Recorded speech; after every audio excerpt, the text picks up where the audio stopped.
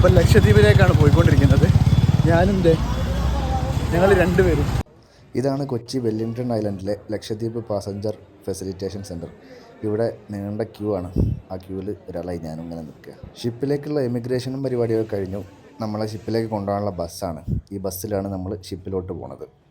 കുറേ കാലമായിട്ടുള്ളൊരു ആഗ്രഹമായിരുന്നു എങ്ങനെയെങ്കിലും ഒന്ന് ലക്ഷദ്വീപ് പോകണമെന്ന്. അത് ഇപ്പോഴാണത് സാധിക്കുന്നത്. നേരെ കാല് കുത്തിയത് നമ്മളെ ഷിപ്പിൻ്റെ മുമ്പിലോട്ട്. ഈ ഷിപ്പിൻ്റെ പേരാണ് കവരത്തി. നമ്മുടെ ലക്ഷദ്വീപിലേക്കുള്ള യാത്ര ഇവിടെ തുടങ്ങുകയാണ്.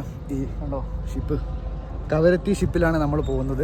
ഇവിടുന്ന് ഏപ്രിൽ 29 ഇന്ന് വൈകിട്ട് 8 മണിക്കെങ്ങാണ്ടാണ് ഇത് ഇവിടുന്ന് എടുക്കുക. ഇപ്പോൾ സമയം 3:30-4 മണിയായി. നാളെ ഉച്ചയാകുമ്പോഴേ കാന്ത്രോത്ത് ദ്വീപിലെത്തും. പിന്നെ അവിടുന്ന് കടമത്തിലേക്ക് പോകും. അങ്ങനെയൊക്കെയാണ് വിചാരിക്കുന്നത്. ഏതായാലും കടലിലത്തെ കാഴ്ചകളും ലക്ഷദ്വീപിലത്തെ കാഴ്ചകളും ഒക്കെ ആയിട്ട് നമുക്ക് കുറച്ച് ദിവസം അടിപൊളിയാക്കാം, ആവേശമാക്കാം എന്നൊക്കെ വിചാരിക്കുന്നു. അപ്പം ബാക്കി ഷിപ്പിലെ കാഴ്ചകളൊക്കെ ആയിട്ട് നമുക്ക് വീണ്ടും തുടരാം. അങ്ങനെ വലതുകാലം വെച്ച് കയറി